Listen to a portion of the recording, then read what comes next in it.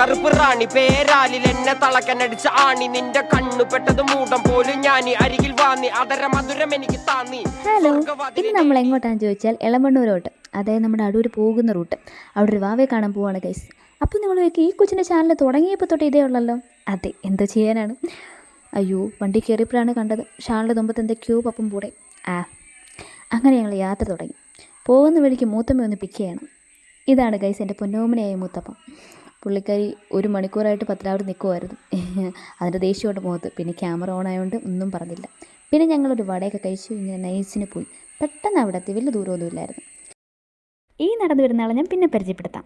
പിന്നെ ഞങ്ങൾ വീട്ടിലോട്ട് നടന്നു. വലിയ ദൂരമൊന്നുമില്ല, കുറച്ച് ദൂരമേ ഉള്ളൂ. അങ്ങനെ നമ്മൾ വീട്ടിൽ വന്നു. രാവിലെ ആയിരുന്നു ഫങ്ഷൻസൊക്കെ.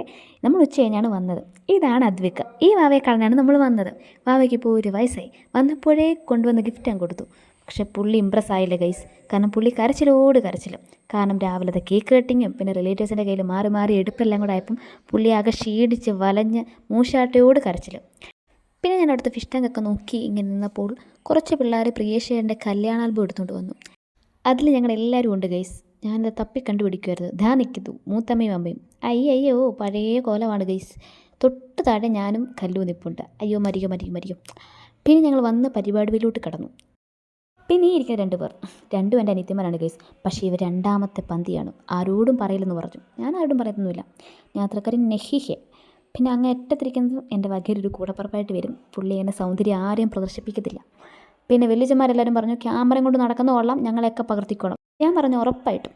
പിന്നെ ഈ കാണുന്ന പതിവ് കാഴ്ച എല്ലാ വീട്ടിലും കാണുമല്ലേ, പോകാൻ തരാകുമ്പോൾ ഇങ്ങനെ കറിയൊക്കെ തൂത്ത് വരിക്കൊണ്ട് പോകുന്ന ഒരാളും. കറി ഞങ്ങൾക്ക് കൂടി വേണ്ടിയാട്ടോ. പിന്നെ ഇത് പസലാന്ന് തോന്നുന്നു, നോ ഐഡിയ. ഇതാണ് വല്യമ്മ. ഇതെൻ്റെ സ്വന്തം അനിയത്തി. ഇതെൻ്റെ സ്വന്തം വല്യമ്മ. പിന്നെ ഇതാണ് വാവയുടെ വെല്ലിച്ചൻ. എൻ്റെയും വെല്ലിച്ചനാണ് കേട്ടോ. വന്നപ്പോൾ തൊട്ട് വെല്ലിച്ചൻ ഭയങ്കര ഫയറായിട്ട് നിൽക്കുവാണ് ഗൈസ്. ഇതാണ് വാവയുടെ വല്യമ്മ. ഇതാണ് വാവയുടെ അച്ഛൻ.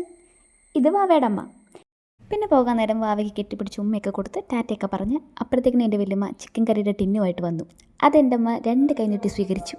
എന്തോ എൻ്റെ അമ്മയ്ക്ക് വലിയ മനസ്സാണ് ഗൈസ്. പിന്നെ ഈ കൊണ്ടുവരുന്നത് റൈസാണ് ഗൈസ്. ഈ നല്ല വെയിറ്റുള്ള സാധനമായതുകൊണ്ടും എടുക്കാൻ സമയമായപ്പോഴത്തേക്കിനും എൻ്റെ പൊന്നാങ്ങളെ മുങ്ങി. പിന്നെ ഇത് ഞാനും എൻ്റെ അനിയത്തിയും കൂടി മാറി മാറി എടുത്തു.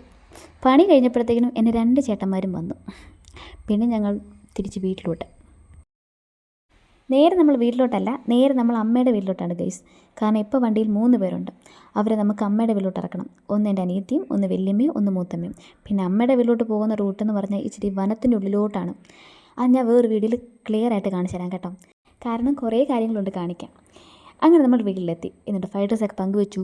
കാര്യം പറഞ്ഞ സമയമില്ലായിരുന്നു ഗൈസ്, കാരണം നല്ല ലേറ്റായി. പിന്നെ ടാറ്റയൊക്കെ കൊടുത്ത് നേരെ നമ്മൾ വീട്ടിലോട്ട്. പോകുന്ന വഴിക്കൊരു മ്ലാവ് റോഡ് ക്രോസ് ചെയ്ത് ഗൈസ്. പക്ഷേ ക്യാമറ ഓഫ് ആയിട്ട് എടുക്കാൻ പറ്റിയില്ല.